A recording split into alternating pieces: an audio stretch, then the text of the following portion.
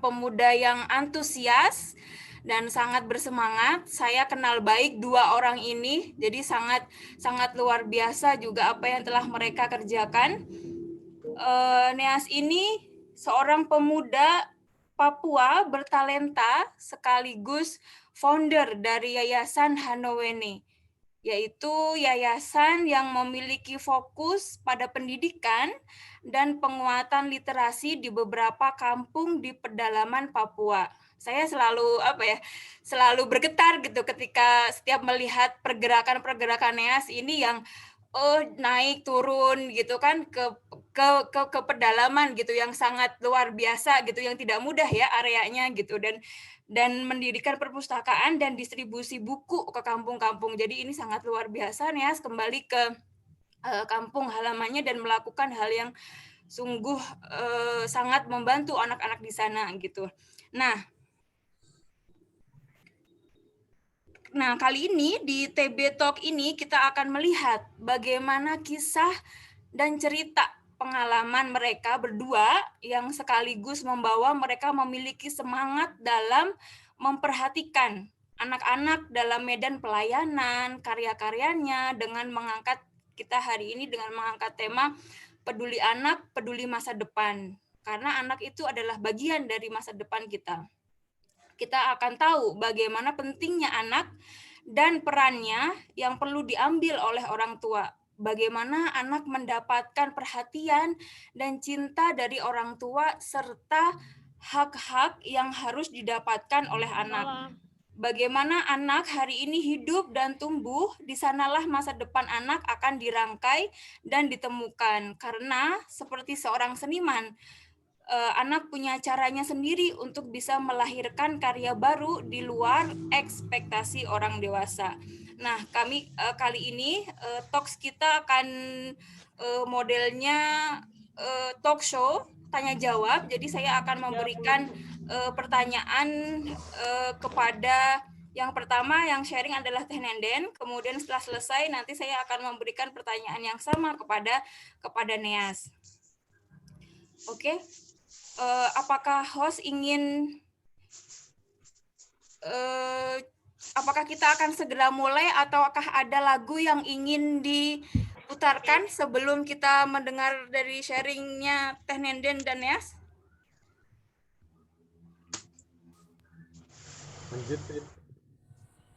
Lanjut aja Kak Fit. Oke, baiklah kalau gitu. Saya ingin cek sound, apakah Teh Nenden sudah siap? Cek. Oke, siap. Sangat jelas suaranya. Nah, saya memiliki pertama pertama untuk Teh Nenden dulu ya. Jadi Teh Nenden selesai sharing nanti baru Neas.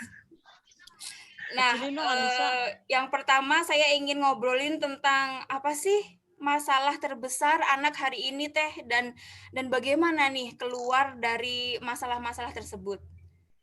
Silakan.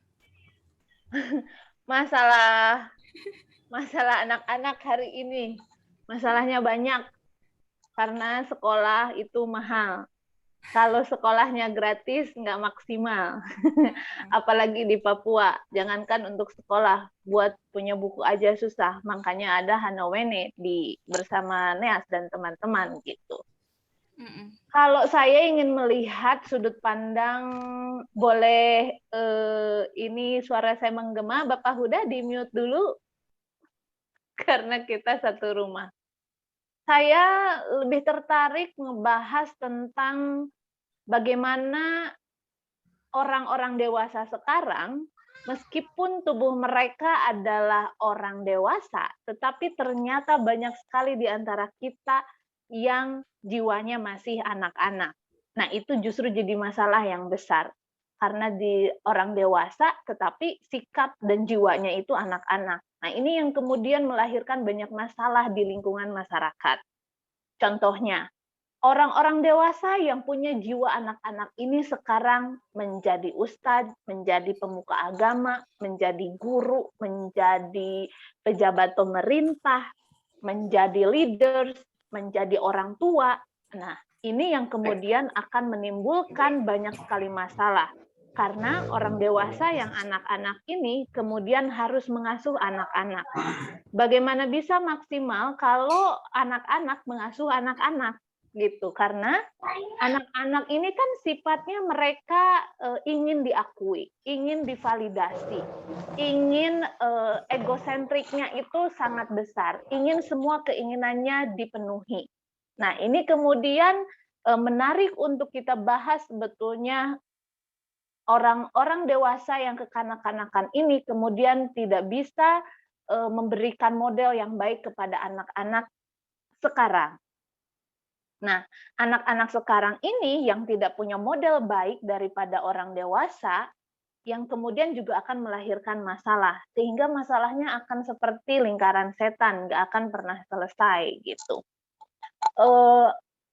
Itu kemudian yang menjadi concern dari sekolah rekonsiliasi. Makanya di Hari Anak kemarin yang kita bahas itu bukan hanya literally anak-anak yang memang anak-anak gitu.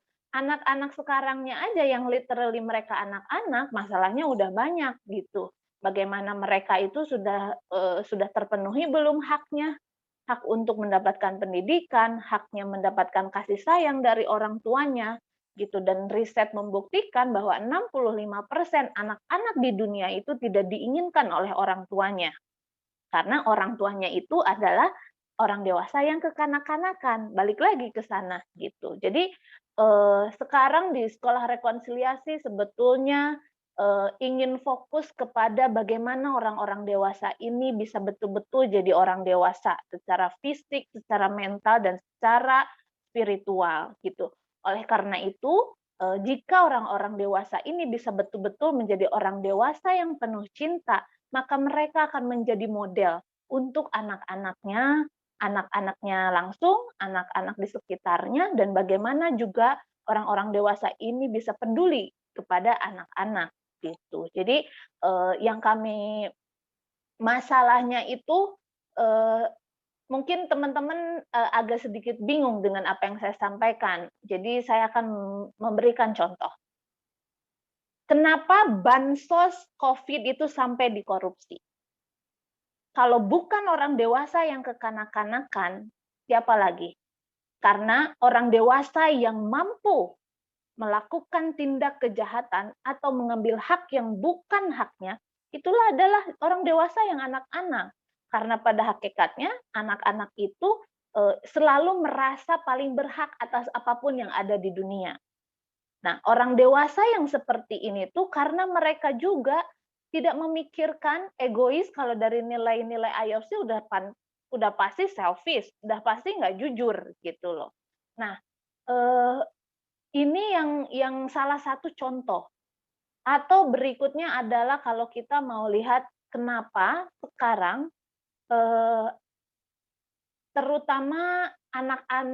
terutama orang tua milenial, mereka lebih cenderung meninggalkan anak-anaknya untuk karir.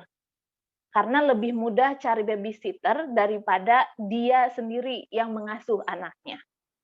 Nah, kemudian ini akan menjadi lingkaran setan yang baru. Secara energi mereka ingin bekerja, secara energi mereka ingin punya capaian, punya apartemen, punya rumah, pengen staycation, pengen liburan ke luar negeri gitu. Karena untuk memenuhi itu semuanya dia harus kerja. Gitu. Tapi mereka lupa bahwa tugasnya sebagai orang tua adalah mendampingi anaknya minimal sampai 15 tahun. Nah, ketika periode 15 tahun ini hilang, apa yang terjadi dengan anak-anak?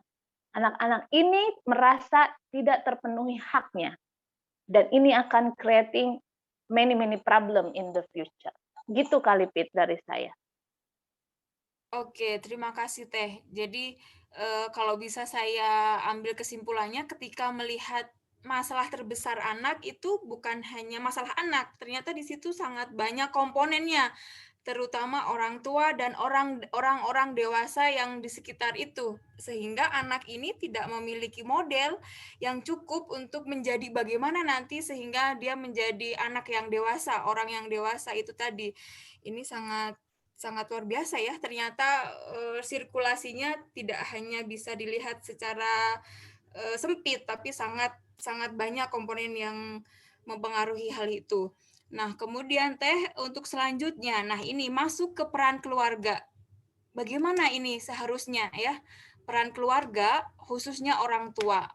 Kemudian nanti juga bisa juga disambung atau bisa dipisahkan juga jawabannya dan apa yang ditawarkan SR gitu. Peran keluarga untuk anak-anak jelas kalau yang kita sangat pelajari di SR itu adalah hal yang paling prinsip. Memberikan kebutuhan anak-anak itu adalah memberikan waktu yang utuh dari kedua orang tuanya, baik ayah ataupun ibu, selama minimal 15 tahun, tanpa pengecualian. Pendampingan bersama anak, orang tua hadir minimal 15 tahun bersama anak. Karena periode 15 tahun itu adalah periode di mana anak paling mendengarkan kedua orang tuanya. Karena setelah itu anak-anak remaja dan yang akan dia dengarkan adalah orang lain. YouTube, sosmed, teman-temannya, segala macam. Yang terjadi sekarang ini kebalik. Ya, namanya juga anak-anak, biarin aja. Namanya juga anak, ya biarin aja. Tidak ada disiplin. Nah, setelah dia dewasa, baru kamu gak boleh nikah sama ini, kamu gak boleh keluar malam, kamu gak boleh ini, kamu gak boleh itu. Lah, gimana sih? Nah, kebalik. Harusnya periode 1 sampai 15 itu kedua orang tua hadir memberikan model, memberikan contoh disiplin dan sekaligus kasih sayang yang firm juga yang kind, yang tegas tapi juga dengan ulas asih gitu. Bagaimana membedakan yang baik, yang tidak baik itu harus clear di usia 0 sampai 15 tahun. Sehingga setelah periode 15 tahun ke atas, dia tahu mana yang baik, mana yang enggak. Nah, sekarang yang terjadi, itu saja simple. Bisa nggak kita ngasih itu? Mau milenial, mau zaman perang, mau zaman kolonial, mau zaman nanti hidup di Mars, manusia tetap manusia. Kita semua manusia diciptakan karena kasih sayang Tuhan. Maka yang dibutuhkan manusia adalah kasih sayang. Apa yang terjadi kalau manusia-manusia ini dalam wujud anak-anak tidak diberikan kasih sayang? Dia tidak akan mampu memberikan kasih sayang itu untuk orang lain. Untuk lingkungan, nggak usah ngomongin anti plastik, nggak usah ngomongin global warming, jauh. Karena kalau anak-anak, kalau manusia yang penuh kasih sayang, dia tidak akan punya kemampuan untuk merusak alam ini. Dia tidak akan punya kemampuan untuk menyakiti orang lain. Karena periode 1 sampai 15-nya dia dihujani kasih sayang dari orang tuanya. Kalau pemerintahan kita di masa periode 1 sampai 15-nya dipenuhi kasih sayang sama orang tuanya, dia tidak akan mendiskriminasi saudara-saudara kita di Papua. Recently, ada anak Papua yang kemarin mendapat kekerasan. Kalau si pelaku itu di usia 1 sampai 15 dipenuhi kasih sayang sama orang tuanya secara utuh, tidak akan pernah mampu melakukan itu. Jadi sangat besar peran orang tua di periode 1 sampai 15 ini.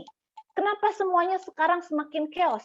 Karena orang tua di umur 1 sampai 15 dia lebih banyak di kantor.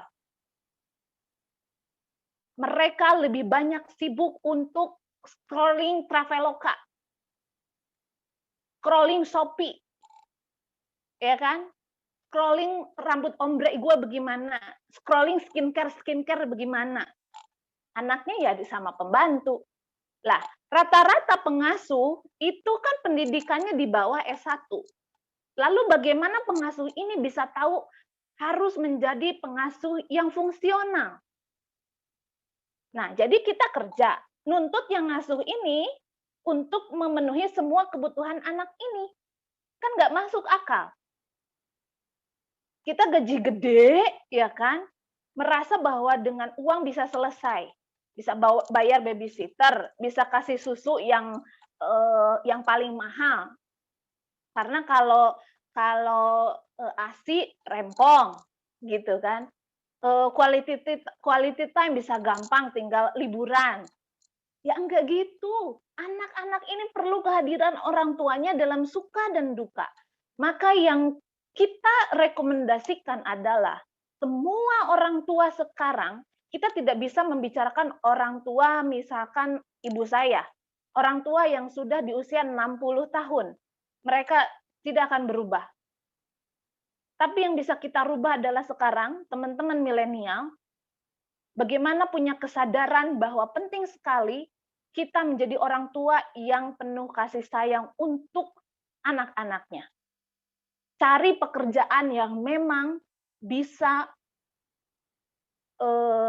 memenuhi kebutuhan kita semuanya. Sekarang udah canggih, bisa work from home, bisa ngapain aja. Contohnya, saya menunggu waktu durasi 7 tahun untuk saya bisa betul-betul berkarir.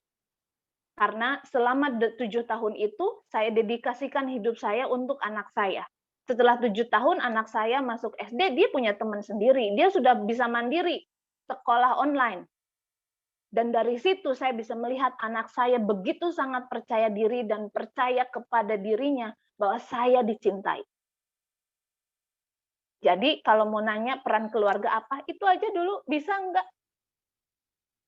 Kalau dia orang dewasa yang benar, ketika dia menikah dengan sadar. Bukan karena tren, bukan karena pengen story ada sekarang musim dekor-dekor nikah-nikah ala-ala begitu ya. Ketika punya anak, dia sadar kalau menjadi orang tua itu sangat banyak listnya. Gitu loh. Itu aja sih, Pit. Jadi bisa nggak sekarang saya mau menantang teman-teman yang hadir di sini juga, atau membuat campaign segala macam, terserah. Tapi kita di IOC belajar bahwa semua perubahan itu dimulai dari diri sendiri. Sekarang yang hadir di sini, mendengarkan apa yang saya sampaikan, bisa nggak itu dulu? Gitu loh.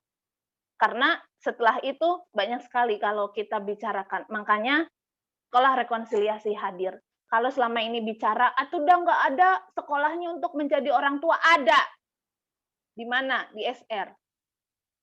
Udah banyak sekali alasan, tidak ada alasan. Datang ke SR, belajar.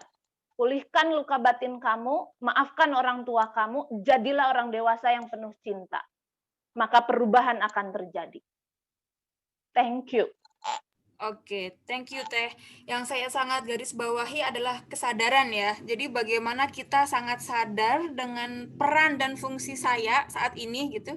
Peran dan fungsi kita itu sebagai apa gitu. Apakah sebagai ibu, kemudian saudara, di pekerjaan pun juga begitu, berperan sebagai bagaimana nih di pekerjaan saya, peran saya itu apa, sehingga dari situ akan muncul inisiatif. Kalau kita sudah sadar, sudah tahu fungsinya, kita akan nyari tahu kalau nggak tahu gitu akhirnya.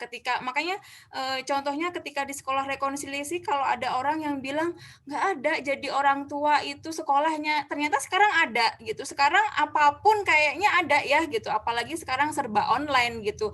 Yang tidak ada itu adalah orang yang menurut saya ya, yang nggak nyari gitu, yang nggak nyari resources, yang nggak mau nyari tahu gitu. Karena sekarang semuanya itu sudah sangat ada, dan bagaimana akhirnya kita sadar untuk memenuhi kebutuhan kita, nyari itu. Kemudian ketika kita punya anak-anak gitu, apakah anak kandung ataupun anak asuh, itu akan menjadi mampu juga akhirnya memenuhi kebutuhan mereka gitu. Terima kasih.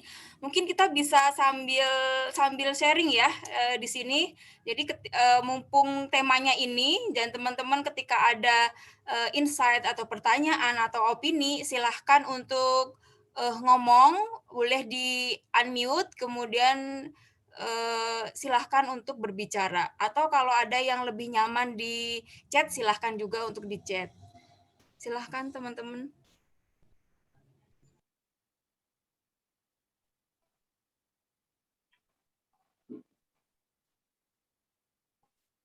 Halo, perkenalan, boleh saya ikut share?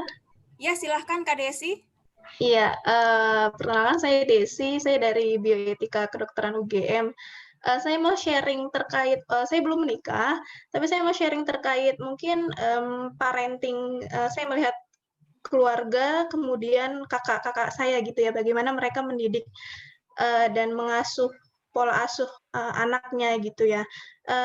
Tadi tergelitik dengan kata-katanya Teh Nenden bahwa yang seharusnya orang dewasa malah jadi seorang anak kecil yang mengasuh anak kecil juga gitu.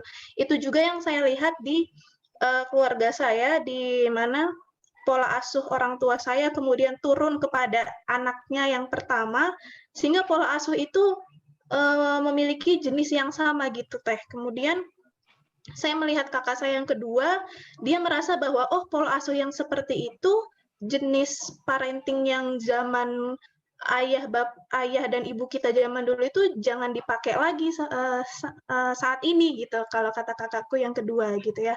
Jadi yang pertama itu ya mereka mengedepankan ya kalau saya bisa bilang patriarki gitu ya Teh ya. Kemudian dari sisi anak-anaknya juga ya dikasih gadget dan orang tuanya juga sibuk work from home seperti itu kan.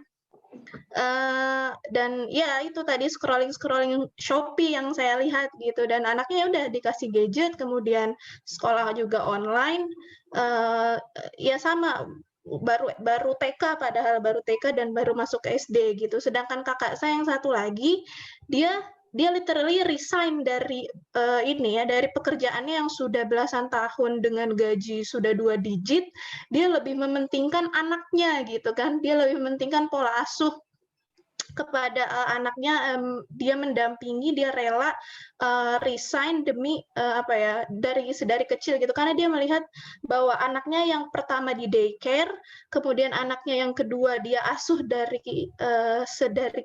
dia lahir sampai sekarang itu berbeda polanya walaupun yang satu di daycare dia hanya melihat perkembangan oh anak saya sudah bisa berjalan anak saya sudah bisa berkata a i u e o gitu ya sedangkan yang anak yang kedua dia dari awal banget gitu ya dia bilang bahwa dia bilang sharing sama saya bahwa oh iya ini beda banget gitu ya Des gitu kan dia bilang ke saya gitu sebagai adiknya gitu nanti kalau kau punya anak dan sebagainya ya difikirkan dulu maksudnya kalau memang menikah kemudian ada keinginan untuk memiliki anak ya konsekuen dengan itu gitu ya punya tanggung jawab untuk itu tapi kalau tidak siap punya anak ya lebih baik jangan dan kita juga belum siap untuk mengasuhnya ya lebih baik jangan punya anak dulu gitu kalau sharing dari keluarga saya gitu terima kasih Teh semoga ada masukannya. Oke, terima kasih Kak Desi. Teh Nenden mau merespon atau nanti lagi? Kita nanti akan ada Q&A sih. Oke, jadi aku mau konfirmasi. Jadi ini sesi aku dulu, terus nanti membahas tentang apa yang dilakukan Neas kan gitu. Saya mau respon aja langsung lah gitu, supaya nanti di akhir lebih rileks. Kalau Q&A mungkin karena apa yang saya ceritakan pasti men-trigger apa yang menjadi pengalaman teman-teman gitu. Betul. Iya, gini teman-teman. Manusia ini sudah disetting sama Tuhan dengan tugas perkembangannya masing-masing. Bagaimana kita di dalam kandungan, bagaimana kita lahir, bagaimana proses kita tumbuh, itu semua ada masa-masanya. Masa dalam kandungan, masa disapi. Ketika dilahirkan itu adalah masa pelepasan yang pertama, bahwa manusia ini belajar melepaskan dirinya dari ketergantungan bersama orang tuanya. Kemudian disapi. Dari disapi ini juga manusia belajar melepaskan ikatan dari orang tuanya, kemudian belajar merangkak segala macam, tugas perkembangannya di situ, eksplorasi segala macam. Proses merangkak itu juga kemudian sangat penting teman-teman. Yang paling tidak punya kesempatan merangkak selama bayi itu pasti dia punya struggle menghadapi kehidupan ini. Padahal dari merangkak. Bayangin kalau anak merangkak ini di daycare, bukan orang tuanya yang mendampingi. Kemudian kita tumbuh usia 4 tahun, itu kemudian kita belajar mulai bersosialisasi, kita anak ini ngerti, kita berteman, mulai ini mainan aku, ini mainan kamu, nih gimana kita bersikap, keakuan aku tuh dilatih. Kemudian itu kita belajar bagaimana setelah dewasa itu punya boundaries. Boundaries, ini hidup aku, itu hidup kamu, kita ngambil tanggung jawab masing-masing aja, nggak ngambil tanggung jawab orang lain. Nah ini udah harus dilatih dari umur sekitar 4 tahun. Umur 5 tahun, sampai 7 tahun dia mulai akan memahami hal-hal yang abstrak. Tuhan itu apa, gender itu apa, hak dan kewajiban itu apa. Ini yang menentukan manusia ini kemudian dewasanya akan seperti apa gitu. Ketika umur 5 tahun dia tahu perannya sebagai laki-laki, perannya sebagai perempuan harus seperti apa, sebagai laki-laki harus seperti apa gitu. Kemudian umur 7, 8 di SD dia mulai mengeksplorasi banyak sekali tantangan, gimana menyelesaikan konflik dengan teman-temannya, itu dilatih. Kemudian remaja, bagaimana pubertas ini juga kemudian dihadapi. Gimana bayangin kalau pubertas ini tidak didampingi oleh orang tuanya. Bukan tidak boleh punya pacar, jadi jangan salah, punya pacar boleh, punya rasa ke orang boleh, tapi yang kita suka skip ngejelasin itu adalah konsekuensi. Lu boleh punya pacar, kamu boleh punya pacar, konsekuensinya seperti ini. Memang masanya kamu akan merasakan seperti ini. Kemudian SMA, kemudian kuliah, kemudian habis kuliah pengen kerja. Disitulah bagaimana kita betul-betul jadi orang muda yang membara gitu ya, kalau istilahnya sekarang milenial, karena baru ada istilahnya. Padahal yang menjatuhkan Konstantinopel itu kan seorang pangeran dan raja usia umur 20-an, milenial juga, karena punya semangat membara. Terus kemudian Rasulullah menjadi nabi itu milenial, gitu ya. Umur 25-an nikah dan lain sebagainya gitu. Di usia-usia seperti itu kita usia-usianya lagi produktif. Bebaskan teman-teman, kerjakan apa yang bisa dikerjakan.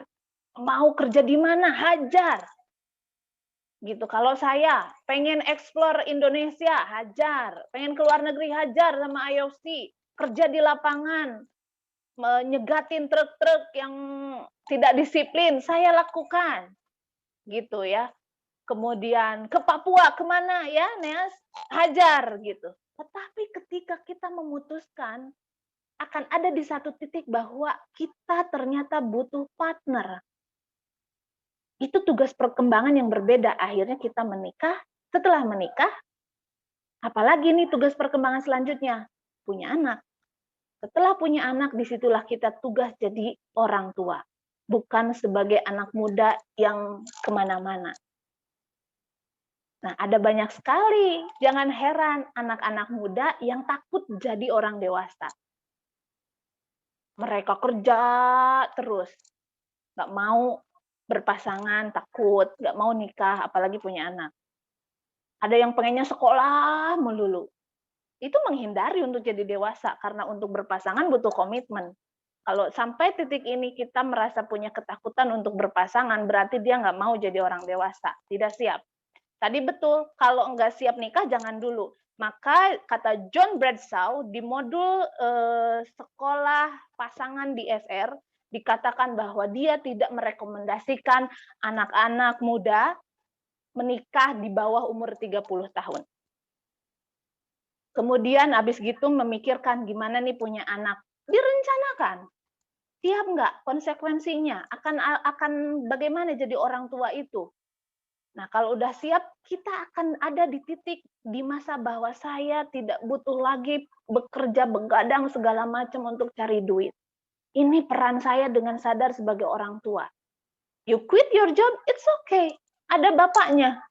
Bapaknya yang kerja. Meskipun kerja, tetap pulang bacain buku cerita. Nggak boleh jadi alasan.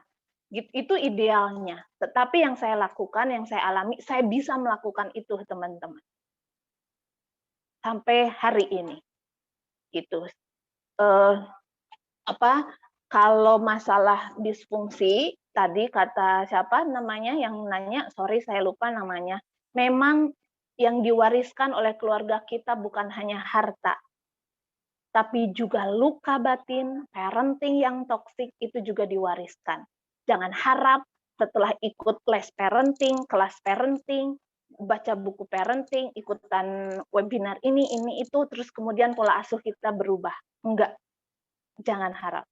Karena untuk menjadi orang tua yang lebih baik dan fungsional, hal yang paling pertama adalah kita harus punya inner parent dalam diri kita. Inner parent ini yang akan membantu memulihkan luka-luka batin dari orang tua kita yang kita miliki. Kalau kita udah punya inner parent itu, luka kita sudah terpulihkan, maka baru bisa kita menjadi orang tua yang penuh cinta, yang fungsional, yang akan mendidik anak-anaknya secara berbeda. Gitu.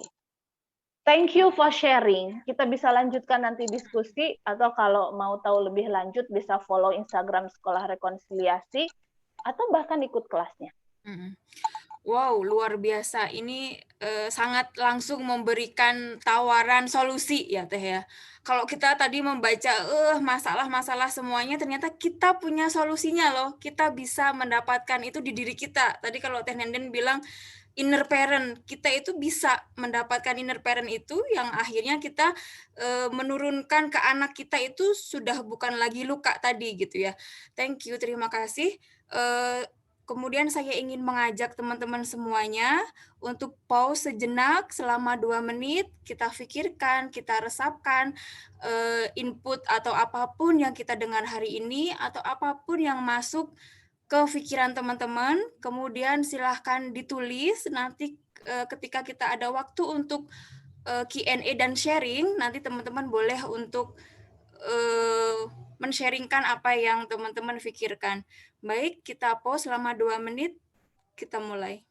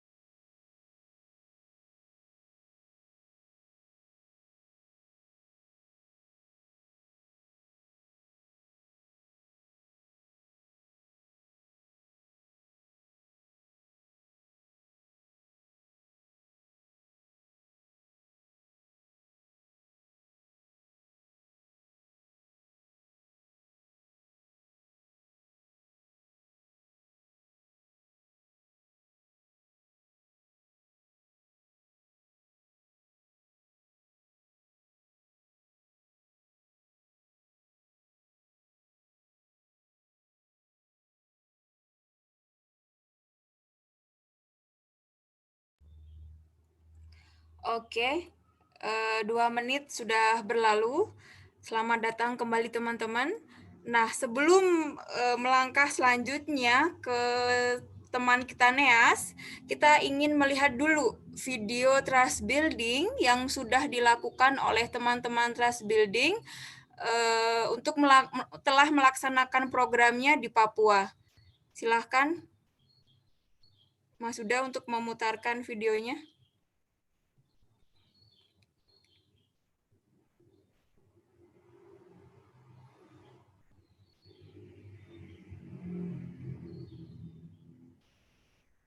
Nggak ada suaranya. Coba dicek dulu audionya.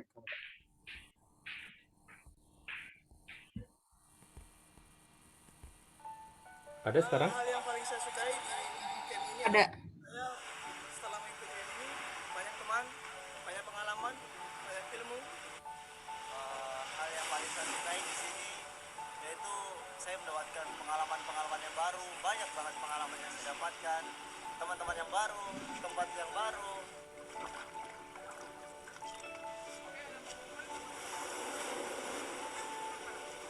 Saya mendapatkan banyak teman baru dan bahkan sangat-sangat menjalin kasih yang daripada Allah itu sendiri. Dan saya bersyukur itu karena Allah yang membuat kami boleh tetap seperti ini.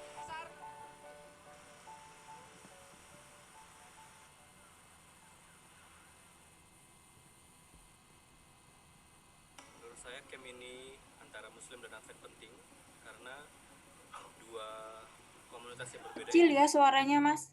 kelebihan masing-masing yang bisa kita bagikan. Saya sebagai orang Muslim merasa bahwa dengan berdialog atau dengan bekerja sama seperti ini menambah keimanan saya dan bisa juga untuk saling mendengarkan, saling belajar bagaimana kita membawa perdamaian.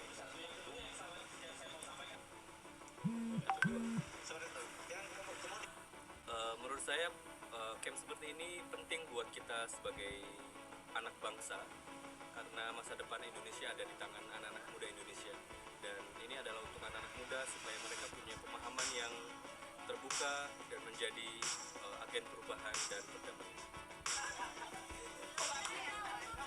Cukup, Pit.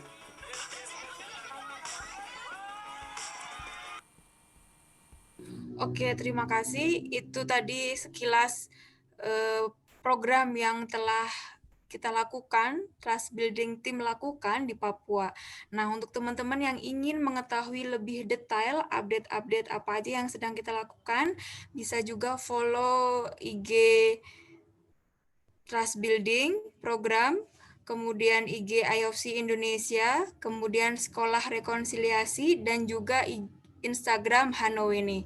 Oke, kita akan lanjut untuk pembahasan kita. Silahkan untuk saudara kita, Neas, terima kasih atas waktunya telah memberikan sangat usaha untuk melakukan ini terjadi ya, Neas, karena kita tahu ya di sana juga kadang tidak mudah untuk mendapatkan sinyal, tapi Neas sangat apa ya istilahnya sangat berjuang untuk menjadikan ini terjadi.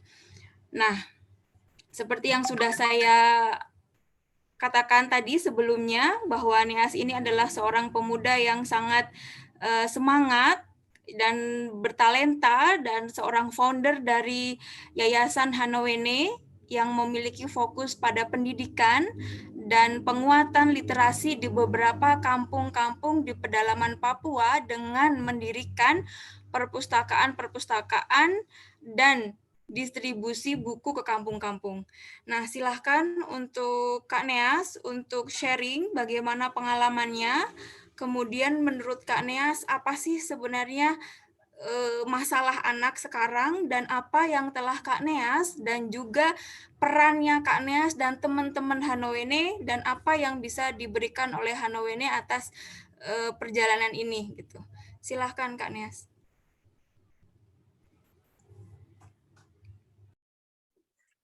Oke, halo. Kedengaran kan saya punya suara? Dengar, Ya, dengar. jelas. Mantap, jelas.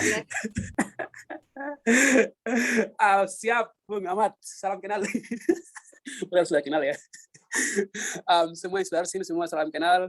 Seperti yang tadi sudah jelaskan dari Kakak Pipit, saya punya nama Neas. Saya senang sekali bisa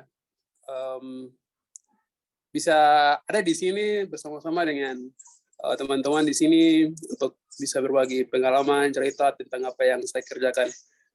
Dari pengalaman saya yang di Hanowene, masalah anak yang sekarang ada itu, dan tadi Tenenden sudah menjelaskan banyak sekali. Terima kasih Tenenden. Saya mungkin bisa tambahkan apa yang sudah Tenenden sudah jelaskan. Dan juga saya bisa apa yang pandangan-pandangan yang ada yang saya punya pengalaman, saya akan sharing di sini gitu. Dan terutama itu anak-anak di Papua. Jadi di Papua kondisi yang sekarang ada itu anak-anak memang tadi Tenenden bilang sangat benar sekali. Anak-anak itu kurang ada perhatian dari orang tua, dibiarkan. Jadi itu yang terjadi di Papua sama seperti itu juga begitu. Dan banyak orang tua itu anaknya itu dimanjakan begitu. Dimanjakan arti apa yang diminta anak itu dikasih, terus dituruti. dan tidak bisa dikatakan tidak, tapi dikatakan iya begitu. Akhirnya anak itu jadi apa ya, seolah-olah itu dia pikirnya tuh apa yang saya minta gampang, apa yang saya ini tuh gampang gitu. Tanpa harus berusaha bekerja keras dia bisa mendapatkan seperti itu. Itu ada dan di sini kan ada masyarakat yang ekonominya yang ada level-level begitu. Ada yang di bawah sekali, ada yang advance, ada yang bagus begitu. Tapi masyarakat yang orang-orang yang sudah kerja, orang-orang yang punya penghasilan, itu mereka punya gaya hidup, mereka punya mendidik anak, itu seperti itu. Kita maaf, sini ada pesawat bandara. Di dekat bandara ini, biar ada sinyal bagus ini, saya datang ke dekat bandara ini. Jadi tidak bisa keluar masuk.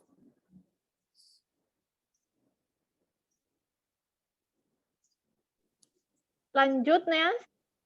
Oke, sekarang pesawatnya sudah ada terganggu. Jadi Bung Ahmad ini yang masalahnya ini. Jadi memang dari anak-anak dari orang tua dimanjakan gitu. Dan kalau yang dari Hanu ini kita support, kita mau bantu anak-anak ini, anak-anak yang di pedalaman, dan mereka itu punya masalah yang sangat beda juga. Dan mereka itu orangnya pekerja keras, anak-anak itu mereka itu mandiri, dan mereka itu punya semangat yang kuat, cuman butuh mengarahkan mereka ke arah yang bagus begitu. Jadi anak-anak yang di pedalaman yang kita support ini, mereka karena orang tua mereka kayak berkebun, bertani, mereka keluar pagi terus pulang sore, dan mereka dari pagi sampai ke sore itu kalau tidak pergi ke sekolah, mereka bermain itu pun kayak bermainnya itu dengan alam, dengan lingkungan kayak gitu-gitu. Jadi mereka punya gaya hidup yang sangat berbeda. Terus dan kesini di Papua kan terus berkembang, terus bertumbuh, dan kayak tadi Cendana bilang, anak-anak itu kan Kabibit bilang anak-anak itu kan harapannya masa depan bangsa begitu. Jadi dari Hanu ini kita bagaimana caranya anak-anak yang bermainnya bebas dengan lingkungan, dengan alam, tapi kita bisa selain mereka bermain, tapi kita bisa mengajarkan mereka, kita bisa karena di Papua sini, di pedalaman juga sekolah-sekolah itu ada beberapa, cuman juga sekolah-sekolah itu kadang guru-guru tidak aktif, sehingga anak-anak itu tidak datang sekolah begitu. Jadi saya dan teman-teman ini kita berusaha bagaimana caranya agar anak-anak ini bisa belajar, bisa baca, dan memang di Papua itu juga selain anak-anak, orang tua, angka buta huruf tertinggi di Papua juga begitu. Jadi saya dan teman-teman kita mulai setidaknya anak-anak ini mereka bisa baca, gitu. Mereka bisa baca, bisa berhitung. Dengan begitu kita support mereka juga. Kita ada case tahun lalu itu ada di Kampung Tangma itu ada anak-anak yang mereka sudah umur SMP begitu kan, mereka belum bisa baca. Akhirnya teman-teman dari Hanu ini kita mensupport mereka, terus kita bawa mereka untuk ikut ujian atas nama sekolah lain begitu. Jadi yang penting anak itu bisa baca, dia tidak sekolah, dari kelas 1 sampai kelas 6 tidak sekolah formal, cuma yang penting dia bisa baca, terus kita ikut ujiankan di atas nama sekolah lain, terus kita bawa dia ke sekolah SMP begitu. Jadi kalau melihat masalah anak di Papua sini sangat unik, sangat jauh beda dengan di Jakarta. Mungkin di Jakarta orang tua sibuk dengan shopping online, terus kerjaannya yang harus ini, terus baby sister. Tapi di sini anak-anaknya tuh punya masalah yang sangat beda dengan di sana. Jadi saya dan teman-teman ini berusaha untuk mensupport, mengempower anak-anak ini, biar anak-anak ini bisa jadi maksudnya itu mereka itu bisa ketika mereka dewasa itu bisa mendapatkan akses pendidikan yang sama, kayak tadi yang dibilang itu hak-haknya mereka itu bisa didapatkan begitu. Dan tanpa keterlibatan kita mungkin anak-anak ini tidak bisa diarahkan, tidak bisa dipandu misalkan. Tapi ketika kita hari di sana, kita berusaha untuk dia bisa mengarahkan anak-anak ini, terus mengedukasi orang tua juga bagaimana caranya untuk, walaupun kita tidak seperti sekolah rekonsiliasi sekolah apa Tenenden Sekolah rekonsiliasi. Aduh, ini gimana nih? Ini saya sudah, mulut saya ini sudah tidak bisa sekali untuk mengucapkan rekonsiliasi. Aduh, salah sekali. Jadi itu sudah. Dan kita tidak sebagusnya itu, tapi kita berusaha untuk bagaimana caranya biar orang tua di sini itu terlibat aktif juga dalam mendidik anak-anak. Gitu, dalam mendidik anak-anak, bagaimana orang tua juga bisa mengupayakan untuk hak-hak anak itu bisa dapat, dan seperti pendidikan, seperti bermain, terus juga harus hal-hal yang tidak harus bilang tidak, harus yang iya bilang iya gitu. Dan di sini budayanya sangat kental sekali, ada budaya-budaya yang sangat mendukung selain anak-anak itu hal-hal yang haram misalkan itu mereka juga dilakukan dari budaya juga, mereka belajar juga. Sangat bersyukur sekali ada budaya-budaya yang ada aturan-aturan dari budaya ada seperti itu juga. Jadi mungkin dari saya seperti itu, Kak Pipit. Oke, terima kasih banyak, Neas. Terima kasih sudah sangat menginisiasi untuk pendirian Hanowene ya. Hanowene ini adalah salah satu jawaban bahwa anak itu punya hak untuk hidup, tumbuh, dan berkembang, dan berpartisipasi secara maksimal di dunia sosial. Nah, inilah goal yang ingin kita capai dengan banyak proses dan juga banyak campur tangan dari beberapa komponen elemen masyarakat dan sosial bekerja bersama-sama. Nah, kemudian kita akan masuk ke breakout room. Teman-teman nanti akan dibagi dan yang akan kita lakukan adalah diskusi dan sharing.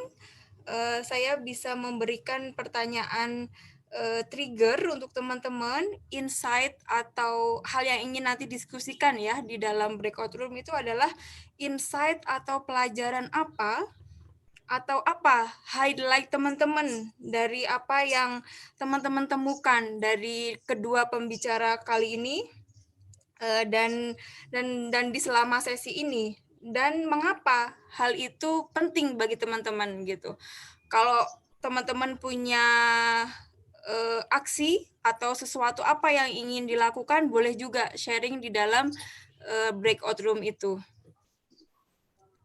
Sebelum masuk ke breakout room, kita bisa refleksi dulu selama 3-4 menit untuk merefleksikan atas pelajaran apa yang kita dapatkan dan mengapa ini juga penting bagi diri kita dan apa yang ingin kita lakukan ke depannya.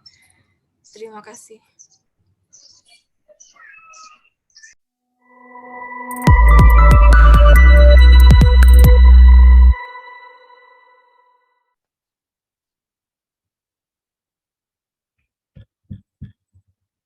Kedengeran nggak, guys?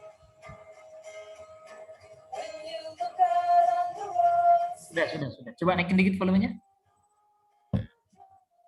Apa, Mat? Naikin dikit volumenya. Udah, ini udah mentok. Udah penuh ya, udah asik, udah terdengar sih semua. Malu, Ini ada neasnya soalnya. Iya, malu. Begitu. Iya. Kalau ada sayanya harus teman-teman sambil menunggu lengkap kembali, kita akan memutarkan lagu Walk a Mile in Another Man's Mocations. Di sini kita belajar bagaimana memposisikan diri kita dari posisi orang lain gitu. Selamat menikmati. Di di full screen dong, biar enak. Oke. Bisa foldernya banyak banget yang dibuka tutupnya tuh.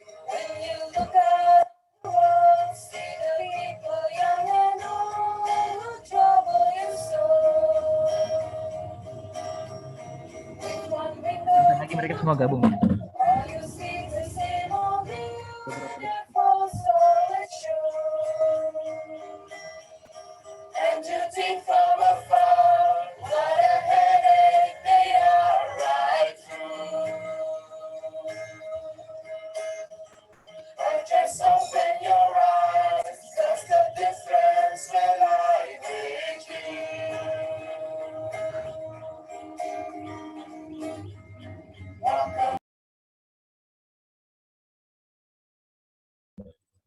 Ya, suaranya mendadak hilang tuh.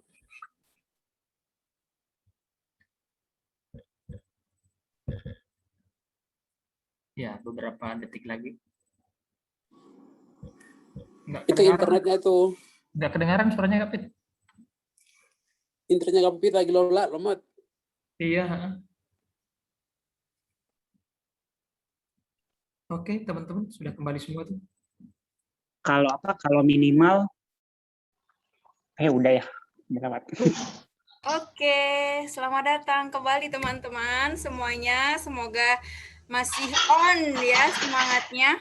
Kita masuk ke segmen berikutnya, yaitu Q&A atau sharing. Jadi silahkan teman-teman jika ingin bertanya dipersilahkan, jika pun ingin sharing juga dipersilahkan. So, ini adalah floor untuk kita semua, bebas, dan apa yang kita sharingkan di sini adalah hanya untuk kita yang ada di sini. Jadi kita sepakat bahwa ini adalah kita saling menjaga hal yang penting dari diri kita dan akan berhenti di sini dan tidak akan lebih keluar dari sini. Kemudian silahkan jika ada yang ingin bertanya ataupun sharing, boleh kasih sign dan kemudian unmute.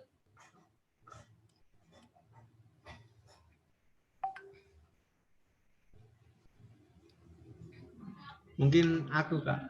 Oh iya, silahkan Ya, Kak Isa. Iya, tadi ini diskusi singkat sama Kak Desi sama Kak Hida tuh ada mungkin pertanyaan yang coba saya rangkai dan diskusi itu bahwa terutama kepada Tenen dan gimana pola asuh anak ketika dia tidak diasuh oleh orang tua tapi diasuh oleh oma opa begitu kan, kasih sayangnya lebih besar, dimanja, dan itu berpengaruh pada psikologi anak. Dia nanti tumbuh menjadi anak-anak yang manja dan sangat takut mengambil keputusan karena segala sesuatu itu pasti dibela sama oma opanya. Dan untuk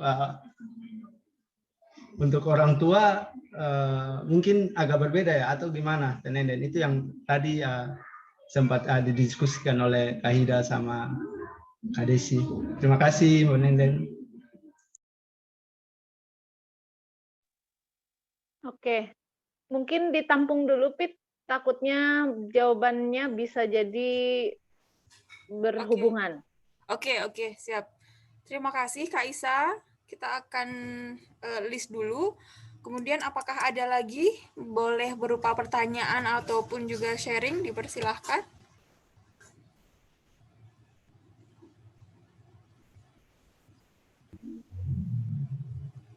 Izin bertanya, Mbak. Ya, silahkan. Gini, iya. Jadi kan sebetulnya masalah anak ini juga sangat berpengaruh terhadap orang tuanya, wabil khusus perempuan gitu kan. Biasanya kan yang selalu diinikan kan, oh iya ibunya tuh karena begini, karena begitu gitu kan. Oh, jadi serba salah gitu sebagai perempuan ketika dia sudah menikah, dia harus bekerja kah atau mengurus anak kah gitu kan. Kalau misalnya oh ya emang karena itu tuh orang tuanya sibuk banget tuh jadi anaknya tuh ditinggalin main HP. Oh misalnya yang kedua iya tuh dia demi anaknya jadinya resign padahal ya dia gajinya udah banyak banget gitu kan. Nah, jadi tuh kita sebagai perempuan itu serba salah gitu ya. Nah, kalau Tenen ini bagaimana perspektifnya dan saya khususnya sebagai yang belum menikah dan perempuan produktif gitu ya, usia 26 tahun, bagaimana langkah mengambil keputusan ini sebelum nantinya menikah begitu? Bagaimana Tenen? Terima kasih. Oke, thank you. Berapa, Pit? 2, 3? Oke. Ini yang saya kedua. Sebenarnya mau nanya ke Neas. Boleh? Saya nanya ke Neas ya. Tadi kan ya kita udah kenal Neas dari lama gitu, karena kita sama-sama di IOFC. Tapi aku juga tadi baru sadar gitu ya setelah Neas sampaikan bahwa permasalahan di kota mungkin dengan kegadgetannya itu. Sementara di Papua jangankan gadget gitu ya, listrik aja belum merata semuanya begitu. Tapi kemudian yang menarik adalah masalahnya tuh sama, pengabaian gitu loh. Kalau yang di kota diabaikan karena gadget, mungkin di Papua pengabaiannya lain lagi, versi lain lagi. Mungkin karena mereka ke ladang atau mungkin kurangnya literasi gitu kan ya, Neas. Jadi pada intinya masalahnya sama-sama aja pengabaian gitu.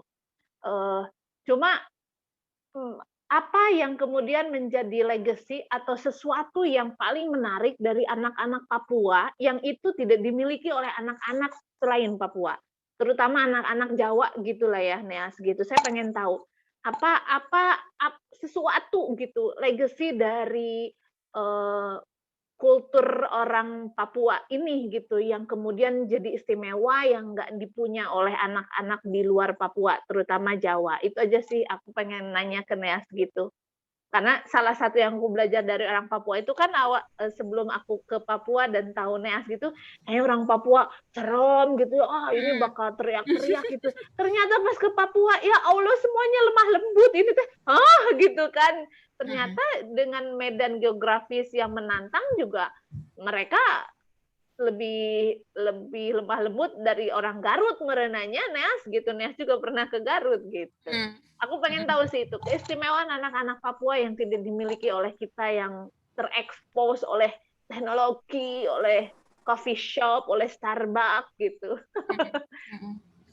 Oke, mungkin kita akan keep dulu ya Teh. Ketiga pertanyaan ini, 2 untuk Teteh dan 1 untuk Neas. Apakah Neas ingin meresponnya sekarang atau nanti? Oke, paling kita silahkan. Waduh, Nenden ya. Nanti kita diskusi lebih lanjut lagi kalau saya ke Jakarta. Iya. Tapi kalau ini waktunya udah mulai mau habis lagi takutnya. Nah, jadi kalau dari anak-anak kita di sini Papua mungkin spesial itu kita punya, tadi saya bilang kita punya ada budaya-budaya yang mengatur kita untuk anak itu bisa ikuti aturan, misalkan orang tua sudah terus dari lingkungan itu kayak alam kita tumbuh besar tuh di alam yang bebas. Arti kayak alam bebas itu dengan kalau di Jakarta misalkan itu kan dengan pergaulan di kota gitu, tapi kalau kita di sini lingkungan yang kayak masih alami itu yang mungkin belum memiliki dengan anak-anak lain di luar Papua itu. Terus dari nilai-nilai budaya yang mengatur anak-anak itu budaya-budaya itu sangat kental sekali begitu. Jadi walaupun orang tua di dalam tidak orang tua di rumah tidak membina anak-anak baik, tapi kita punya budaya itu sangat kuat sekali begitu. Jadi misalkan makanya di sini kurang sekali untuk anak-anak kayak tiri begitu, jarang, karena kalau kita punya budaya itu kalau misalkan orang tua meninggal secara langsung anak tersebut akan ini oleh om atau tante begitu. Dan itu akan jadi rasa keluarganya sangat kuat sekali begitu. Jadi itu yang anak itu walaupun orang tuanya meninggal nanti ini dia bisa besar sama om tante, dan itu rakyat keluarganya sangat kuat sekali di Papua. Mungkin itu yang belum berbeda sama Papua dan di luar Papua. Nanti kita akan diskusi lagi Teh, ini waktunya udah habis. Nanti ngomongnya panjang nih. Oke. Thank you Neas. Ternyata faktor geografis ini juga cukup sangat mempengaruhi ya gitu, dan salah satu yang saya meskipun tidak ditanya saya mau sedikit share aja. Kalau saya itu kan punya teman sangat deket Neas gitu. Kalau saya melihat contoh Neas dan mungkin juga beberapa teman-teman Papua lainnya itu mereka pekerja keras gitu. Jadi mungkin ketika letak geografisnya itu juga nggak mudah ya, jalannya naik turun gitu kan, fasilitasnya juga mungkin nggak semudah yang anak-anak kota dapatkan. Dengan begini aja mereka udah bisa dapetin sesuatu gitu, mungkin ya dengan jari atau apa.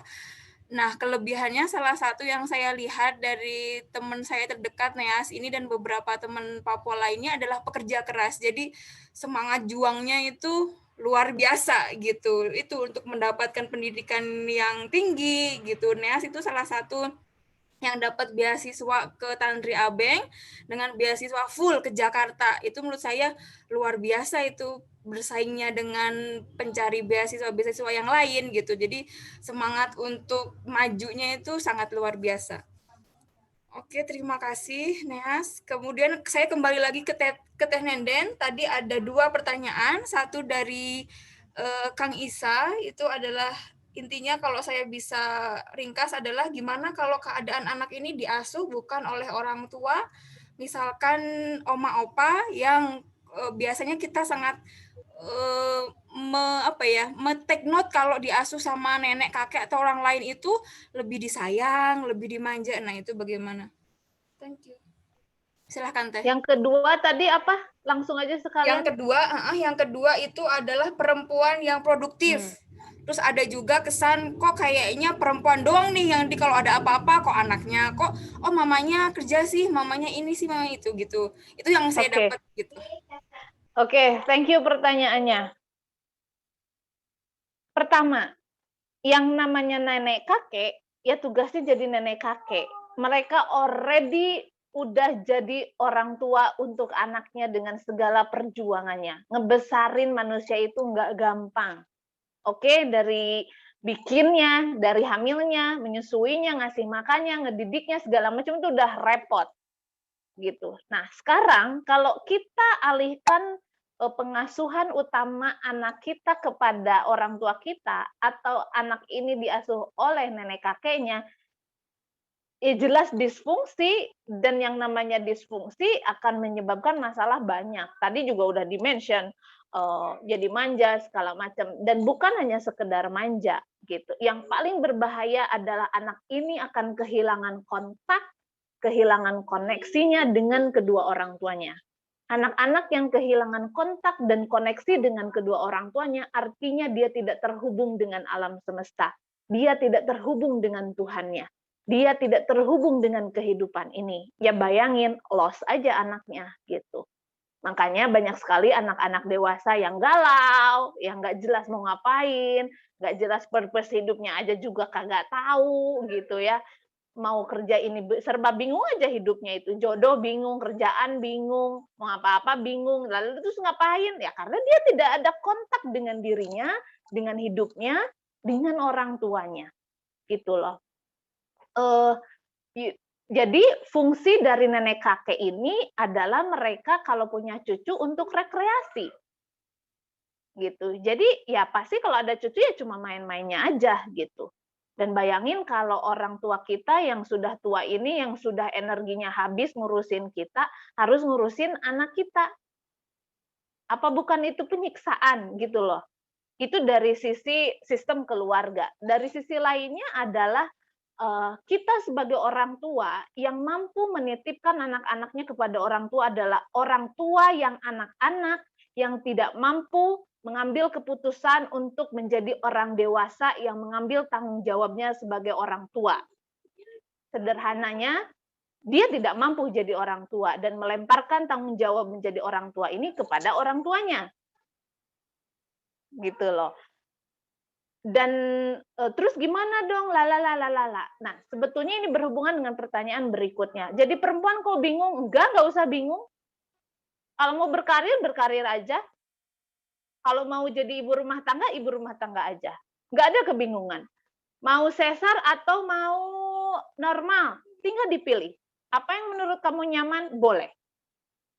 Mau ASI, mau formula, pilih aja. Mampu yang mana? Tidak ada dilema sebetulnya. Kalau kita sebagai orang tua, sebagai ibu dewasa, kita tahu apa yang kita inginkan, kita tahu apa yang kita butuhkan, kita punya rasa self-love yang baik kepada diri kita, tidak akan ada dilema. Pilih yang menurut kita itu yakin, yang kita mampu melakukannya. Gitu loh. Jadi kemudian, kok perempuan jadi salah perempuan itu? No. 99% permasalahan anak-anak dan di dunia ini disebabkan oleh fatherless. Ketidakhadirannya ayah pada sistem keluarga. Bukan motherless. Gitu. Dan 80% anak-anak menjadi sukses dan fungsional kalau orang tuanya, kalau ibunya adalah ibu bekerja. Bingung kan? Tadi katanya nggak boleh kerja, sekarang kok boleh bekerja. Yang salah, tadi siapa yang nanya itu namanya? Mbak Desi ya? Yang salah yang kita lakukan adalah ketika kita kerja, kita mau nitipin anak kita, anaknya yang dipindahin ke rumah nenek kakeknya. Itu salah. Yang harus dilakukan adalah nenek kakeknya harus datang ke rumah anak ini. Atau dari rumah nage bareng jeung orang tuanya, itu geus perkara lain. Itu mah kudu dibahas di kelas gitu ya. Nah, ini yang seperti sederhana tapi fatal. Kebanyakan di kita adalah bawa anaknya, taruh di nenek kakeknya. Ntar pulang kerja dibawa. Betapa dia terombang-ambing, tidak jelas di mana tempatnya. Dan anak-anak ini lebih rentan daripada orang dewasa. Tapi anak-anak ini harus beradaptasi dengan kebiasaan orang dewasa. Harusnya kebalik, orang dewasa yang harus memenuhi kebutuhan anak ini. Nah, akibat dari ini nggak tahu betapa sangat bahayanya. Akan melahirkan masalah yang luar biasa besar ketika dia dewasa. Yang kedua, ketika tadi Neas udah sharing tentang bagaimana keluarga Papua begitu erat. Ketika orang tua meninggal, maka paman dan bibinya langsung mengambil alih peran itu. Nah, itu pun yang harusnya kita lakukan bersama. Ketika orang tuanya bekerja, kan ada bibinya, ada apa. Itu boleh dititipkan dengan catatan. Bagaimana komunikasi kita kepada anak. Yang kita lakukan, ya sebentar ya, ibunya, ayahnya mau kerja dulu, cari duit buat beli susu. No, bukan begitu penjelasannya. Kalau kita jelaskannya seperti itu, berarti anak ini tidak lebih berharga dari duit dan pekerjaan. Ini sudah abuse. Yang harus kita jelaskan adalah, oke, kita harus bekerja. Tergantung usianya seperti apa, komunikasinya seperti apa, itu dibahas lebih jelas di kelas. Tetapi yang harus kita sampaikan kepada anak ini, bagaimana caranya itu teman-teman yang paling tahu adalah ngasih pesan dan kesan kepada anak bahwa kami sebagai orang tua dewasa perlu bertanggung jawab dengan bekerja menghasilkan uang sehingga kebutuhan kita sebagai manusia terpenuhi. Jadi bekerja ini salah satu bentuk tanggung jawab dan rules-nya orang dewasa untuk menghasilkan uang dan memenuhi kebutuhan. Jadi bukan masalah bekerja untuk duit dan duitnya itu untuk susu atau jajan, bukan. Tapi kita lagi ngemodelin kalau jadi orang dewasa begini tanggung jawab. Tanggung jawab dengan cara bekerja. Nah, ini gimana caranya itu harus dibahas di kelas, tidak dibahas di sini. Itu yang pertama. Yang kedua, ini perempuan atau gimana antara karir, antara duit yang udah 2 digit atau saya resign. Nah, ini yang kemudian menjadi perjuangan kita bersama, teman-teman. Yang dilakukan di IOC, kita ada training, ada program segala macam, semuanya ramah anak. Anak-anak boleh ikut, boleh berkeliaran saat konferensi. Nias mungkin ingat waktu EPYC, ada Bintang, ada Cyril, ada semuanya berkeliaran di konferensi. That's alright. Karena anak-anak ini adalah bagian daripada hidup kita. Kita nggak bisa nge-skipin anak untuk kepentingan dewasa. Yang harus kita lakukan adalah bagaimana kita ini juga bisa menerima anak-anak ini di tengah-tengah ke aktivitas orang dewasa. Jadi kalau misalkan aktivis nih, misalkan di IOC, ber-IOC aja, tapi anak-anaknya dititipin ke orang lain, itu juga nggak masuk di nilai-nilai IOC. Anak-anak harus terlibat dalam apapun proses kehidupan kita. Kalau saya mau sharing, jadi bagaimana saya membangun karir adalah saya bawa anak saya kemanapun berada. Mau ngisi webinar dulu, saya hamil, anak saya bayi, anak saya umur 2 tahun, 3 tahun, dia dibawa. Bahkan saya ngasih materi pun sambil gendong.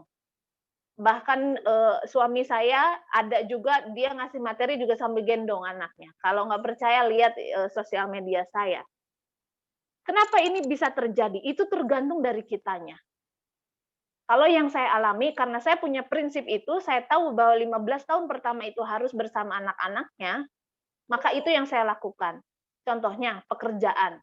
Saya bilang bahwa saya bisa mengerjakan ini dengan baik, tapi saya punya syarat. Anak saya harus ikut. Kantor harus ramah anak. Gitu, saya bisa cuti, bisa libur, bisa apa, dan prioritas saya tetap keluarga. Dan itu terjadi. Nah, ini perkara lain. Tapi saya, banyak alasan untuk kita tidak siap melakukan banyak hal. Tapi ketika kita siap, saya meyakini bahwa semesta akan mendukung. Gitu. Yang saya lakukan adalah itu, saya dari mulai melahirkan, kemudian menyusui tadi, sampai anak saya TK dan SD, baru saya berani mengambil pekerjaan yang full time, sebagai CEO, sebagai apa, itu setelah anak saya besar, gitu. Setelah anak saya betul-betul siap bisa melakukan semua kebutuhannya secara mandiri. Dan ternyata karena saya memang itu yang saya pegang dan saya minta sama Tuhan, ya memang dikasih. Karir saya baik-baik saja, dan karena saya bisa mengerjakan pekerjaan saya dengan baik, maka kasarnya gini, karena orang butuh kerjaan saya dan saya mengerjakan pekerjaan ini dengan baik, maka syarat apapun dari saya mereka akan terima. Ngerti nggak sih maksudnya? Gitu loh. Kenapa saya bisa bekerja dengan baik? Karena saya udah jadi orang dewasa yang cukup oke. Ribuan luka batin sudah saya pulihkan. Maka saya bisa bekerja menjadi orang dewasa yang sangat baik. Gitu. Lah bukan masalah punya anak aja, kalau dia dasarnya orang dewasa yang kekanak-kanakan, ya kerjanya nggak benar, datang telat, nggak bisa bilang tidak, korupsi, curang di pekerjaan, pokoknya komitmen-komitmen yang nggak bisa dipegang, itu nggak nikah, nggak punya anak udah begitu. Tapi kalau orang dewasa yang udah pulih, yang udah penuh cinta, dia bekerja akan baik, jadi orang tua juga akan baik. Gitu. Saya ngomong kayak gini bukan berarti ini mudah ya. Kalau saya mau cerita itu bisa 7 purnama, ngejelasin gimana perjuangan saya bisa punya kehidupan seperti ini gitu teman-teman. Jadi kalau menurut saya jadi perempuan itu kalau kata Mbak Nana kan juga bukan pilihan, mau karir mau jadi rumah tangga, itu bukan sebuah pilihan. Kita bisa berkarir, bisa juga jadi ibu yang baik. One day, kalau kalian, teman-teman sekarang perempuan yang belum menikah, kalau sudah tahu ini ilmunya, ikut di kelas SR, itu didampingi, dan akan secara teknis pun secara detail akan dijelaskan, itu bukan lagi sebuah dilema. Jadi kita bisa kerja, kita bisa jadi orang tua yang baik. Ada caranya, ada solusinya, ada ilmunya. Gitu. Jadi bukan berarti kita harus jadi full time mom di rumah terus tapi kita nggak berkaya, nggak bisa gitu, nggak gitu. Bisa kok kita jadi ibu yang baik. Salah satunya komunikasi yang suka salah kita sampaikan itu adalah gini, kerja ya kan, terus ketika di rumah tetap masih dengan HP, anaknya sama pembantu, bayangin. Pergi pagi, kerja, pulang ke rumah, tetap main HP, main Instagram. Gitu loh. Harusnya ketika kerjakan pekerjaan kita sesuai dengan jam kerjanya. Kalaupun WFH itu alasan aja. Saya WFH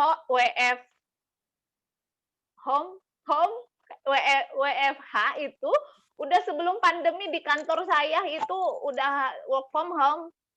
Gitu. Bisa loh kita setting ini jam kerja, ini jam sama anak. Jadi anak juga punya notifikasi bahwa ini jamnya orang tua saya kerja, berarti saya harus begini. Ini jamnya ibu saya sudah selesai kerja begini. Yang salah itu ketika kerja mikirin anak, ketika sama anak mikirin kerja. Iya, itu masalah. Jadi kalau kerja, kerjain. Fokus, mindful. Kalau jadi pulang ke rumah, ketemu anak, ya main sama anak. Kerjaannya simpen. Gitu kan ada cuti, ada segala macam, itu bisa diatur gitu. Jadi bukan pilihan mau kerja atau menjadi ibu rumah tangga. Dua-duanya bisa kita kerjakan. Kuncinya adalah laki-laki itu dilahirkan dan perempuan itu melahirkan.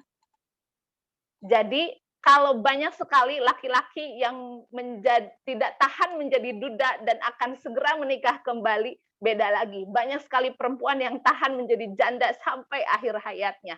Kenapa? Karena kita perempuan. Karena kita bisa melahirkan, kita bisa nyari duit, kita bisa punya karir yang bagus, kita juga bisa jadi ibu yang baik. Dan masalahnya yang terbesar sekarang adalah fatherless, bukan motherless. Jadi nggak masalah. Terus saya berapi-api banget ya, maaf teman-teman, kayaknya menghabiskan waktu kita semuanya. Mohon maaf saudara-saudara. Sebelum closing Teh, ini ada pertanyaan yang berhubungan ya. Gimana kalau dia lahir yatim piatu dan apakah parental rule itu harus biologikal? Terakhir udah. Sama ya pertanyaannya. 25 nabi di dalam Islam semuanya berasal dari keluarga yang disfungsi. Ibrahim poligami. Itu yang bikin masalah sampai sekarang Muslim, Kristen, Yahudi enggak akur. Karena dia poligami. Enggak selesai masalahnya. Enggak ada penjelasan ke Ismail kenapa dia punya adik tiri Ishak. Oke? Nabi Muhammad begitu lahir kedua orang tuanya meninggal, diganti sama bapak asuh. Ibu susunya siapa? Liar, saudara-saudara. Sistem keluarga, Nabi Isa itu kan tidak punya bapak gitu. Semuanya tentang keruwetan keluarga, saudara-saudara, kalau mau kita lihat kembali. Itu pesannya apa? Pesannya adalah kita diminta untuk jalani kehidupan ini yang pahit ini, yang sulit ini. Dan itu harus disadari bahwa kehidupan ini sulit, teman-teman. Kalau kita halusinasi hidup ini akan baik-baik aja, kita tidak akan berjuang. Tapi kalau kita ada di titik kesadaran bahwa hidup ini susah, maka kita akan berjuang. Jadi jangan halu kalau hidup ini akan baik-baik saja. Yang terjadi adalah aduh, aku lagi ngomong guys. Huru-hara di sini guys. Jadi gini, kalau orang tuanya meninggal, dia yatim piatu. Kalau di Islam, karena saya Muslim teman-teman, kita percaya bahwa yang menjamin kehidupan anak yatim, terutama apalagi yatim piatu, adalah Tuhan langsung. Jadi di atas semua ilmu parenting, di atas semuanya John Bradshaw, apa semuanya, ada sebuah sistem yang paling baik yang harus kita yakini bahwa mereka dijamin.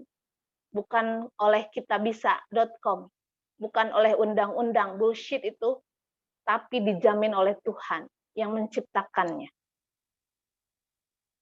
Ya, apa yang harus kita lakukan? Kalau kita melihat anak yatim piatu, mereka akan punya luka. Mereka akan punya kosong. Tetapi Tuhan juga akan mempersiapkan bagaimana mereka dipulihkan. Harus ada kepercayaan itu.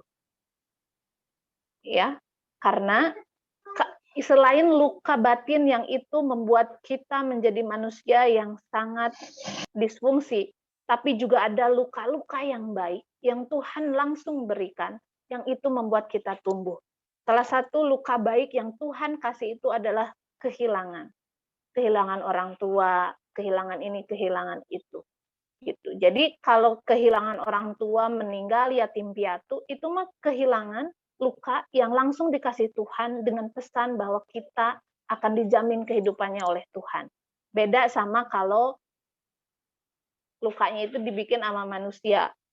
Bercerailah, apalah, diadopsi, dititip sana, titip sini. Oh, itu lain lagi, bahasanya harus 70 tahun.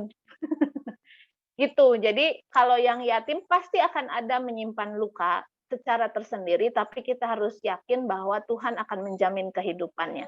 Jadi kalau di Islam itu kita belajar segala penyakit ada obatnya, termasuk penyakit batin. Kalau tadi Pepit bilang, bukan nggak ada, kitanya aja yang nggak nyari. Luka batin kita nggak bisa maafin, bukan nggak bisa, kamunya aja yang nggak mau maafin. Kok jodoh nggak datang-datang? Bukan jodoh yang nggak datang, tapi kamunya emang nggak mau, nggak siap nikah aja. Kenapa sih Tuhan itu nggak ngasih kehidupan yang kita mau? Karena kamu membatasi kasih sayang Tuhan dengan keinginan kamu sendiri. Karena kasih sayang Tuhan lebih besar daripada keinginan kamu. Itu yang sering kita lupa. Udah Pipit, aku capek. Udah Teh, udah. Oke, nanti untuk lebih detailnya silahkan join di kelas kita, kelas sekolah rekonsiliasi. Jadi jangan semua yang dikasih di sini. Terima kasih. Sebelum penutupan, saya ingin mengucapkan terima kasih banyak kepada Saudara Neas yang sangat berbesar hati untuk sharing dan memberi dan punya pergerakan yang luar biasa untuk anak-anak, dan juga Teh Nenden dari Sekolah Rekonsiliasi yang sangat memberikan jalan solusi gitu. Jadi kita ini bisa sama-sama belajar dan bisa mendapatkan yang lebih baik untuk masa depannya. Kemudian saya akan serahkan ini kepada Mas Huda, Koordinator Trust Building. Silahkan Mas. Oke. Ini gambarku silau ya, ada matahari. Iya, matahari. Oke, pertama saya mengucapkan terima kasih kepada Pipit selaku moderator dan juga Neas yang sudah bersedia hadir pada forum hari ini, dan juga Ceenden yang selalu membara dalam sharing-sharingnya. Dan teman-teman semua yang sudah hadir, terima kasih. Ini banyak banget teman-teman yang hadir adalah 50% adalah teman-teman dari IOFC, dan juga sebagian besar adalah para calon fasilitator trust building gitu ya. Dan yang lainnya adalah tamu-tamu atau teman-teman kita. Itu terima kasih. Salah satu perjuangan yang ingin kita teruskan di Indonesia melalui gerakan kita, gerakan Initiative of Change, adalah titik temu antara program yang kita lakukan antara Sekolah Rekonsiliasi dan Trust Building adalah dalam rangka kita mewujudkan diri kita menjadi loving adult gitu ya, menjadi orang dewasa yang penuh cinta kasih gitu ya. Kalau orang dewasanya penuh cinta kasih, maka anak-anak kita juga akan merasakan welas asih kita gitu. Dan ini untuk menjadi loving adult itu tidak gampang. Karena kita karena kita ada luka-luka dari orang tua kita, ada luka-luka dari masa lalu kita, dan oleh karena itu perlu proses penyembuhan gitu ya. Proses penyembuhan itu kalau dari SR adalah dari sistem keluarga.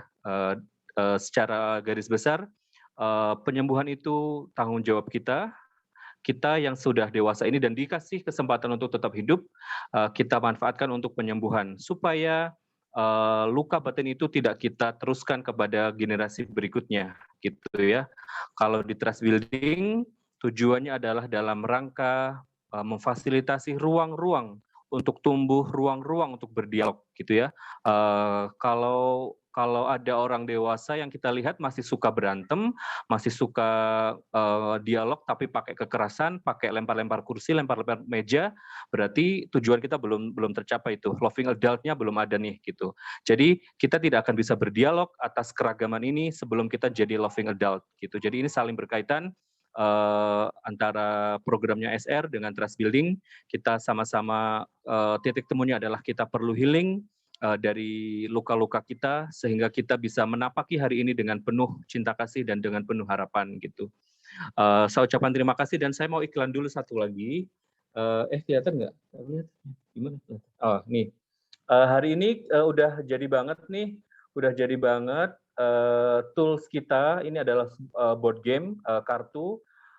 Judulnya adalah Friends for Life. Ya ini akan kita launching untuk program di Trust Building. Dan juga teman-teman yang nanti mau order juga bisa. Ini dalam rangka supaya kita bisa saling mendengarkan, saling bercerita tentang siapa diri kita dengan ruang yang aman dengan menggunakan kartu ini. Namanya Friends for Life.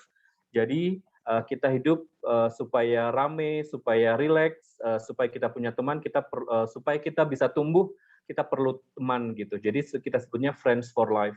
Itu untuk lebih lanjutnya. Silahkan kalian ikuti Instagram kita di IOFC, di Trust Building, dan di Sekolah Rekonsiliasi. Itu aja teman-teman, terima kasih atas kehadirannya. Terima kasih tim yang sudah menyiapkan Zoom hari ini. luar biasa. Silahkan istirahat dan silahkan lanjutkan apa yang membuat kalian sehat dan yang membuat kalian bahagia. Terima kasih. Oke. Apakah kita perlu foto dulu, Ahmad? Silahkan Kak. Halo, Ya. Nazran. Foto dulu. Ini adalah yang bikin desain Friends Kang Ferry for boleh Life. bantu? Moto. Kang Ferry kasih reaction kalau bisa. Teman-teman kalau nyaman membuka kameranya. Mari silakan Bung Nia sudah dari tadi kasih rapi-rapi mukanya. Thank you Bung Nias, ngeri bos. Kang Ferry boleh dalam hitungan berapa nih? Oke, kita foto bareng ya. Oke. Santri dari Sumeneb. Santri garis keras Sumeneb. Kali-kali Kak. Oke, 1, 2, 3. Masih banyak yang buka di kamera. Gimana sih nih kayaknya? Lagi. Boleh lagi. 1, 2. Bentar. 1, 2, 3. Oke, sudah. Thank you, Kang Ferry, sekarang kau. Teman-teman, Terima terima kasih kasih. semuanya yang telah hadir. Terima kasih Kak Rama, Teh Irna, ternyata ada ya. Saya jadi malu udahannya ini, aduh. Saya udah kayak hetikus endang aja ini guys, ternyata. Ya Allah, selalu bersemangat. Pokoknya mah. Hijau-hijaunya centil ya. Terima kasih teman-teman Iya dah. semuanya. Nuhun semuanya. Ya. Sampai jumpa di kelas FR. Sampai jumpa di talk selanjutnya. Terima kasih Terima semuanya. kasih. Kesehatan. Yes.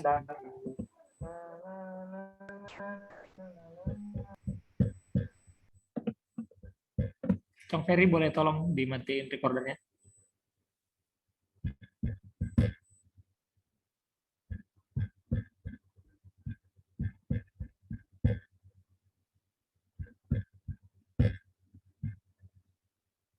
Cak, recordingnya di stop dulu, Cak.